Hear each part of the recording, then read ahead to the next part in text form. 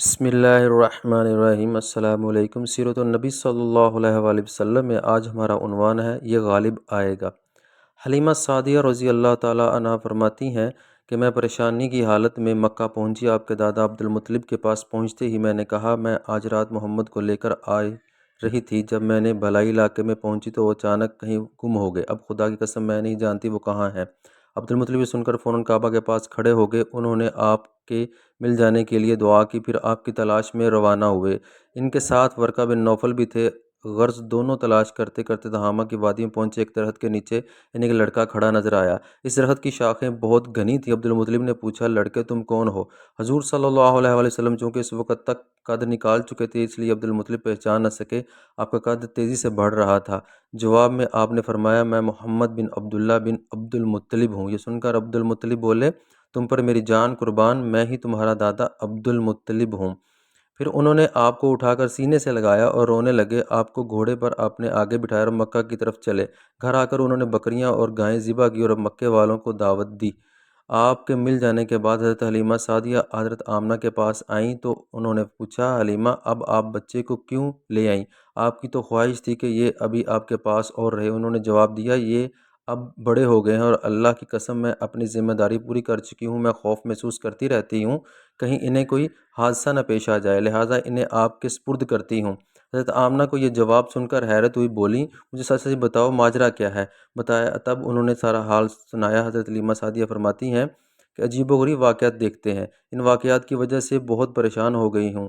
پھر سینہ مبارک چاک کیے جانے کا واقعہ پیش آیا تو وہ آپ کو فوری طور واپس کرنے پر مجبور ہوئیں۔ وہ چند واقعات حضرت حلیمہ سعدیہ رضی اللہ عنہا اس طرح بیان کرتی ہیں ایک مرتبہ یہودیوں کے ایک جماعت میرے پاس سے گزری۔ یہ لوگ آسمانی کتاب تورات کو ماننے کا دعویٰ کرتے تھے۔ میں نے ان سے کہا کیا آپ لوگ میرے پاس اس بیٹے کے بارے میں کچھ بتا سکتے ہیں؟ ساتھ ہی میں نے حضور صلی اللہ علیہ وسلم کی پیدائش کے بارے میں انہیں تفصیلات سنائیں۔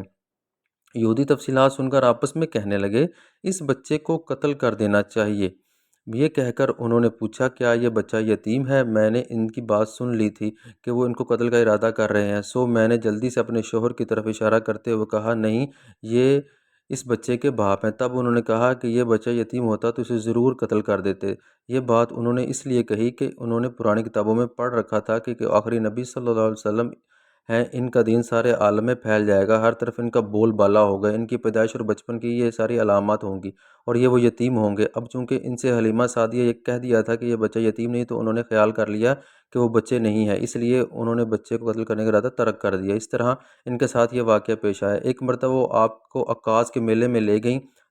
جاہلیت کے دور میں یہاں بہت مشہور میلہ لگتا تھا۔ یہ میلہ طائف اور نخلا کے درمیان میں لگتا تھا۔ عرب کے لوگ حج کرنے آتے تو شوال کا مہینہ اس میلے میں سے گزارتے، کھیلتے کودتے اپنی بڑائیاں بیان کرتے۔ بازار میں کاہن کی نظر آپ پر پڑی، اسے آپ میں نبوت کی تمام علامات نظر آئیں۔ اس نے پکار کر کہا لوگو اس بچے کو مار ڈالو۔ حلیمہ اس کاہن کی بات سن کر گھبرا گئیں اور جلدی سے وہاں سے سرک گئیں۔ اس طرح اللہ تعالیٰ نے حضور صلی اللہ علیہ وسلم کی حفاظت فرمائی۔ میلے میں موجود لوگوں نے کاہن کی آواز سن کر ادھر ادھر دیکھا کہ کس بچے کو قتل کرنے کے لیے کہا گیا ہے، مگر انہیں وہاں کوئی بچہ نظر نہیں آیا۔ اب لوگوں نے کاہن سے پوچھا کیا بات ہے، آپ کس بچے کو مار ڈالنے کے لیے کہہ رہے تھے؟ اس نے ان لوگوں کو بتایا میں نے ابھی ایک لڑکے کو دیکھا ہے، معبودوں کی قسم وہ تمہارے دین کے ماننے والے کو قتل کرے گا، تمہارے بتوں کو توڑے گا اور وہ تم سب پر غالب آئے گا۔ یہ سن کر لوگ آپ کی تلاش میں ادھر ادھر دوڑے لیکن ناکام رہے۔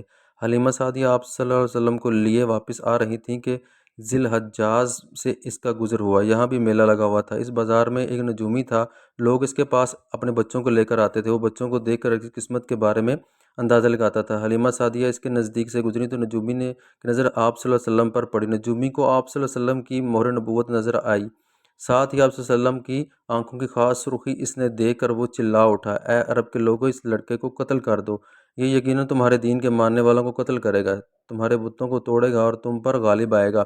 یہ کہتے ہوئے آپ کی طرف جھپٹا لیکن اس وقت وہ پاگل ہو گیا اور اسی پاگل پن میں مر گیا۔ ایک اور واقعہ سیرت ابن حشام میں ہے کہ حبشہ کے عیسائیوں کی ایک جماعت حضور صلی اللہ علیہ وسلم کے پاس سے گزری۔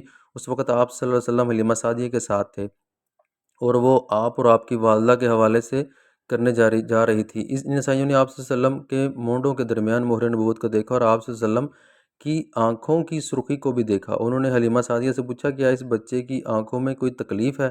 انہوں نے جواب میں کہا نہیں کوئی تکلیف نہیں، یہ سرخی تو ان کی آنکھوں میں قدرتی ہے۔ ان عیسائیوں نے کہا تب اس بچے کو ہمارے حوالے کر دو، ہم اپنے ملک میں لے جائیں گے، یہ بچہ پیغمبر اور بڑی شان والا ہے، ہم اس کے بارے میں سب کچھ جانتے ہیں۔